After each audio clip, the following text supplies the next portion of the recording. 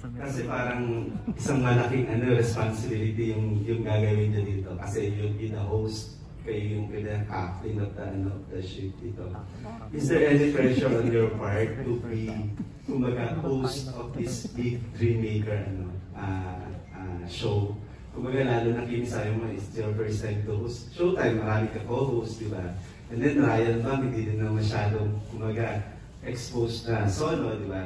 So, is there any pressure on your part? And anong collaboration, anong klaseng Kimi and Ryan Bang yung makikita namin dito sa Dreammaker?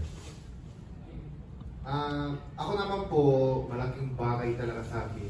Kasama ko si Kimi. Kasi si Kimi ay, bukod sa crush kita, Kimi, ang laking bagay na, kasi araw-araw ko po siya kasama sa Showtime. Kilala ko siya at kilala niya ako. Kasama ko siya sa .com movie. So, alam ko gano'n siya, mabait, gano'n siya masipag. At hindi lang ako hinahayaan, tinutulungan niya ako. At sa bagay din, ako din may somehow, tinutulungan ko din si Kimi sa communicate sa mga mentors natin na galing Korea. So, talaga hindi po ako nahirapan. Yabang ko. Parang kasi, parang naman talaga ako mag-Korean eh. Yung iba, nagugulat lang ako yung sabi ng mga writers pagkatapos ng unang day namin. Ryan, ang galing mo mag-Korean. Alam niyo, Korean ako. Diba? So, yung natuwa ko sa Dreammaker, pagkatapos ng 13 taon ko sa IBIS, may talent pala ako sa salita. Diba? So, may silbi pala ako kahit papaano. So, oo naman. Parang bahay mo to eh. Itong Dreammaker. So, tayong dalawa nasa bahay? Sorry. So, natuwa po ako, kasama ko talaga si Kimi. Ang laking bagay sa akin talaga ni Kimi na ginagabayin niya ako, bawat galaw. Tinutulungan niya ako paano mag-host, kaya kunti na lang. Popol ka na gano'n. Actually, mata ka na ng 4. Hindi na ako pinapansin. Pero sana pansin mo ako kahit paano. Okay. Anyway, sobrang bagay na. Tsaka ang saya, pati yung mga kasama ko po dito, ang director po namin ay director ng Showtime. So, sobrang comfortable kami ni Kimi. At syempre, yung Dream Chaser po, syempre sikat sa Korea. Pero yung ibang Dream Chaser, sikat sa Pilipinas. Mentors na kayo. The Dream Mentors ay yung iba ay syempre galing sa atin. At syempre yung iba galing sa Korea. At sana po matutuwa po kayo kasi ito po ay hindi tayo pipili ng K-pop eh. Lahat po sila ay Pilipino. At yung syempre yung skills ng galing Korea at mag-share sa mga Pilipino para maging Pilipino. Diba? Pop star, global star. Kaya sobrang po ako na to. Kilig po talaga ako. Bukod kilig ako sa'yo pero kilig talaga ako na so itong show na to. Kami mo ba? Masyado ba kumaba? Hindi naman okay. Ako naman, syempre po, yung pressure nandun doon, hindi naman po pwedeng mawala yun. Nandun po yung kaba, nandun po yung lahat ng mga iniisip ko na ano kaya sasabihin ng ibang tao na maghuhus ako ng isang show.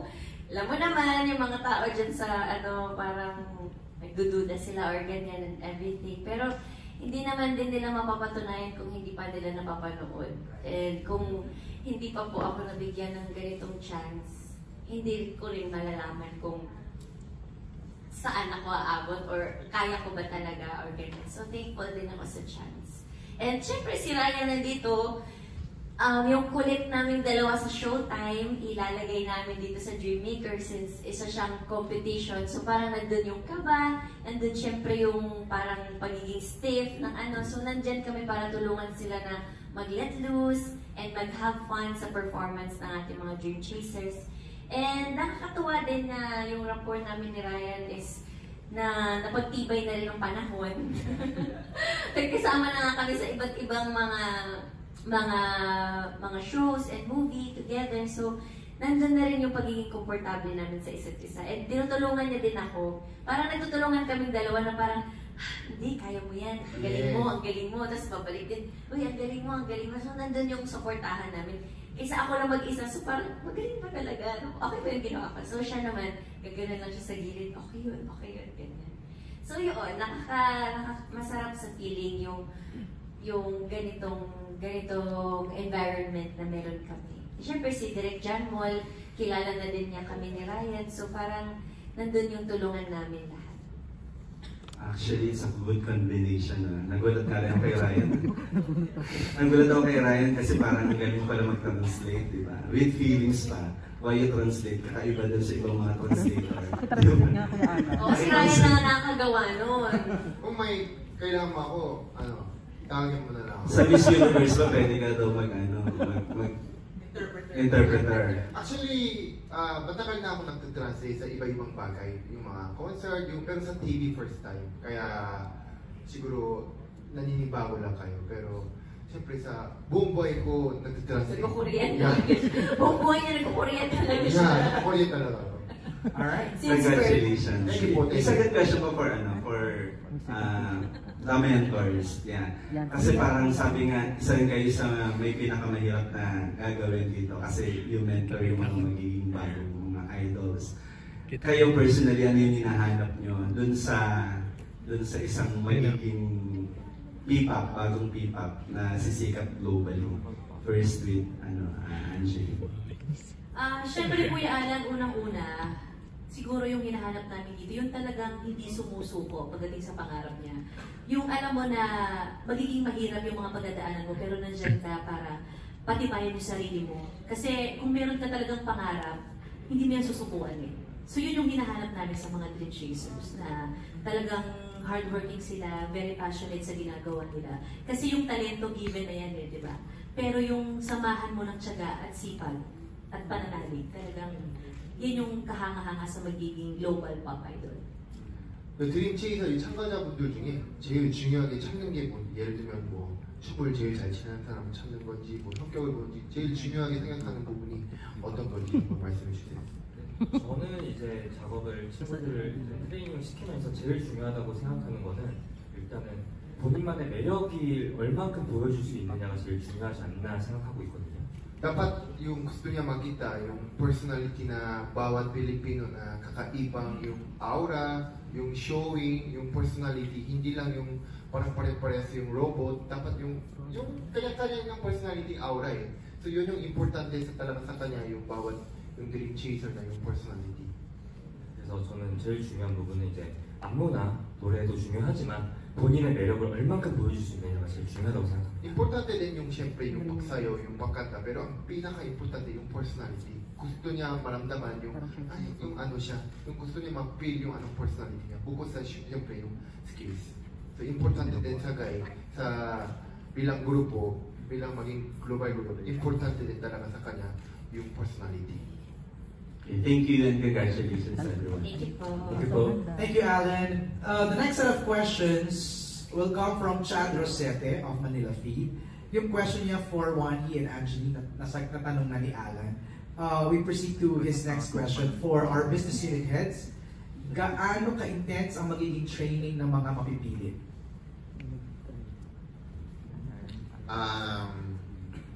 Gaano ka-intense? Ang objective kasi nito is to bring out the best in everyone. So, itong mga bata kung napili natin. Though the training na binigay ng Korean ay very rigid, bago sa atin, bago sa kanila at bago sa amin. No? Kasi napaka-rigid ng training na to the point na talagang very exhaustive. Pero very precise dahil meron niyang singing, dancing, may schedule yan. We follow a strict schedule. And in between, binabantayan din yung healthcare nila, pati yung diet. So, maganda ito dahil natututunan ng mga bata yung training, the Korean way, pati yung discipline. So, when they come out, very well-rounded K-pop artist, kumbaga. Lahat ng training hindi nagtipid ang mga Korean mentors on giving tips. Talagang all out sa kanila para sa matutunan ng mga dream chasers natin. Alright, so it's a holistic approach when it comes to training. Yes. I'm just curious, Mr. Kim or Mr. Lee can answer this. when you train a K-pop group, how long does it take for them to debut or to be launched? And does it always follow that when you train a group, do they automatically debut or get launched in Korea? 아니 그 K-pop 그룹을 만드는데 정확히 한 어느 정도 걸리는지, 그리고 또 K-pop 그룹을 준비하는 동안에 준비하시는 분들은 다 데뷔를 하는지, 데뷔하기 전에 얼마나 걸리는 거랑 준비 연습생이면 다 데뷔를 하는 건지, 예, 나눠서 말씀 부탁드릴게요. 보통 K-팝으로 준비하는 기간은 걸그룹은 한 2년에서 3년 정도. Yung K-pop, para maging isang K-pop, yung girl group ay 2 to 3 years preparation bago sila salang sa TV. 보이그룹 같은 경우는 한 4년에서 5년 정도. Usually yung mga boy group naman, bago sila salang sa TV o sa stage, 4 to 5 years preparation. So they start young. 그래서 뭐 어렸을 때부터 시작하는 건지 보통 네, 보통 몇 살 때부터? 너무 어린 친구들보다는 보통 한 중학교, 고등학교 때부터 연습을 시작을 하고요. They start grade 8. Oh, Grade 8. 13 years old. Yes, grade 8, grade 9. Yan yung usually start. Yung bigla, yung Right. trainees. Right. And do they automatically launch? 아니 그게 연습생을 시작하면 다 데뷔를 하는 거지. 다 데뷔는 못하고요. 그 중에서도 소수 인원이 데뷔를 하고 있습니다. Mga sa lahat ng sumasali bilang trainee, hindi lahat. So Oh. hindi rin kalahati. Mga 20 to 30% na makakasalang sa TV. Oh. So hindi lahat ng trainee, pag trainee sila, hindi sila makalabas ng national TV. Right, So right. mga 10 to 20% konti na. Wow. Thank you, sir. Thank you. Wow, that's that's intense pala talaga.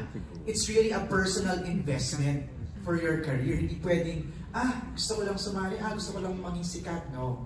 It's really a commitment, right? It's really a commitment. Okay, our next set of questions will come from, Don, you want to ask? Okay, Don Sermina first. Don wants to ask a question. In Korean. Japanese. And then, clean kasi parang, katulad ng sinabi nga na napakalaki ng responsibility to global ito. And I'm sure sobrang achievement din sa'yo pag talagang naging global pop group ang magiging, di ba? So, ikaw ba personally, paano naman yung preparation mo, not only mental, physical, but kasi I'm sure marami kang pasabog dahil ikaw ang kasi isang host ng Dreammaker. So, weekly ba, meron kang mga, like, sa outfit ba, iba rin ang makikita namin? May mga changes ka bang gagawin sa sarili mo? Changes na gagawin sa sarili ko? Wala naman po siguro ang ipapalito. Charot lang. Changes. Hindi, charot lang. Syempre, dun tayo lalaban sa outfitan since visuals tayo, magsasalita lang naman tayo lagi doon. So, since din ako, K-pop fan, sobrang loli-loli ko yung mga sense of fashion ng Korean. So parang... So ganoon din yung makikita sa'yo? Yes, oo. Iba-iba po yan every episode yung mapapanood nila. So exciting din para sa akin na may maglaro sa outfits and fashion and ganyan. So style ng hosting ba? Babaguhin din kasi syempre baka iba yung taste na gusto nila. Pero according to Ryan kanina, di ba? Puling-puli ka rin ng mga Koreans. Yes, pati yung writer, pati ang ating director, pati yung producer, Mr. Lee, si Tim Kim, sobrang sila natuwa kay Kimi. Ayun. Wala kang, hindi ka nag-workshop ng... And reaction na rin sa sinabi nila. Siguro po sa tulong na rin po ng PBB, sa tulong na rin po ng Showtime, nahasa na rin po siguro yung hosting ko. Hindi man po, nagkaroon na rin ako ng sarili kong style. Okay. And hindi ko to napapakita sa mga nilalabasan ko mga sa ASAP, Showtime and PBB dahil may mga kasama ako. This time ako lang kasi mag-isa. And nandun lang si Ryan. So dito, may kita nila talaga na it's fully Kim Chu. Oo, yung parang makikita na nila talaga kung paano ko talaga yung ginagawa ko na ako mag-isa. Oh, kinakabahan ako pero yeah, fighting! Hindi kasi nga iba, at least wala silang demands na baguhin si Kim. Kasi ibang grupo ito eh. Tsaka, so hindi natin alam kung ano style na. But anyway,